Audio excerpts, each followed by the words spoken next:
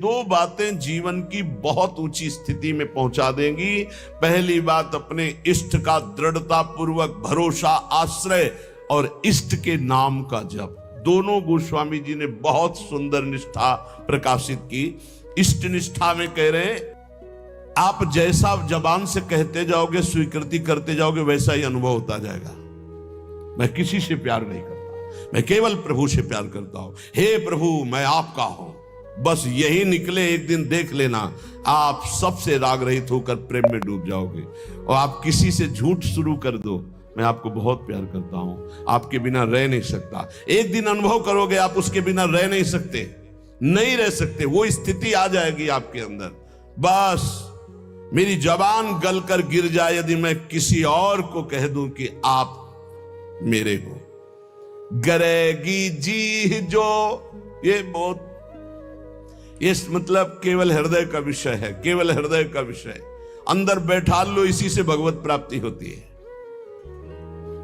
साधन भगवान नाम जब और भी जो भी हैं साधन, जब शरीर अस्वस्थ होता है, भीषण पीड़ा होती है, ये इंद्रियां सब शिथिल हो जाती है, बुद्धि शिथिल हो जाती है, भगवत स्मरण अंतर ध्यान हो जाता है, उस समय ये काम करता है भरोसा। इसीलिए काहू के बल भजन को, काहू के आचार और व्यास भरोसे कुंवर के सोवत पांव पसार। मुझे निश्चित भगवत प्राप्ति होगी, क्योंकि मैं श्री जी का हूं, श्री जी हमारी हैं।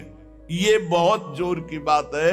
अगर बैठाल पाओ, इसमें कोई पैसा नहीं लगता, इसमें कोई मेहनत नहीं है, इसमें केवल सावधानी है कि भूल कर भी जबान से किसी के सामने ना निकले कि मैं आपका नहीं, मैं श्री जी का, श्री जी के सिवा मेरा कोई नहीं।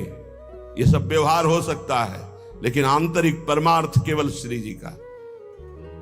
कभी कभी उद्गार निकल पड़ते हैं कि देखो कितना भी हो सबके बीच में है, लेकिन एक जगह ऐसी है जहां किसी का प्रवेश नहीं है। वो केवल अगर वो जगह प्रकाशित हो गई तो हम आपको पहचानेंगे भी नहीं कि आप है कौन। एक जगह ऐसी सुरक्षित है जहां किसी का प्रवेश गुरु कृपा से आज तक नहीं है, और कभी जीवन में प्रवेश हो भी नहीं पाएगा। वो एकदम, जैसे नहीं कहते सीक्रेट, वो एकदम सीक्रेट जगह है, अनन्य, उसमें प्रवेश नहीं। गोस्वामी जी के गरेगी जी बहुत अमृतमय बात है, इसी से भगवत प्राप्ति होती है। इसको आप पकड़ लीजिए, केवल इसी से भगवत प्राप्ति होती है। मैं आपका, आप मेरे पास। ये बात केवल अंदर बैठ जाए, मैं श्यामा जू का, मेरी महारानी श्री राधा रानी। एक ने प्रश्न किया, शिष्य हैं कि मैं हर समय इस ठसक में रहता हूं, मेरी महारानी श्री राधा रानी, पर मेरे साथ एक धोखा हो गया। बाथरूम में पैर फिसला और मैं गिर गया और मूर्छित हो गया।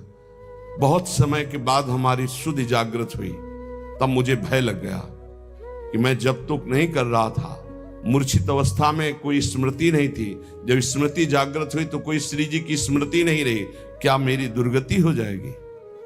कदापि नहीं, क्योंकि मेरी महारानी श्री राधा रानी के अंदर ही अगर ठसक है तो मूर्छावस्था में, चूंकि जान रही थी अभी तुम मर नहीं रहे हो, मूर्छावस्था में वो स्मृति बनेगी तुम्हारी और तुम्हें भगवत प्राप्ति होगी। केवल ठसक होनी चाहिए, व्यास भरोसे कुंवर के। ये आंतरिक बातें हैं। जो दशरथ जी को सौभाग्य मिला कि अखिल कोटि ब्रह्मांडपति अनंत महिमाशाली भगवान पुत्र बने आके, उससे ज्यादा सौभाग्य श्री जटायु जी को मिला। अपनी गोद में विराजमान करके शरीर पूरा करवा रहे, और अपने कर कमल से अंत्येष्टि क्रिया जटायु जी की ना कि महाराज चक्रवर्ती सम्राट महाभागवत श्री दशरथ जी को सौभाग्य नहीं मिला जो जटायु जी को। आंखों से देखते हुए भगवान की मुख माधुरी का पान करते हुए जटायु जी शरीर त्याग रहे।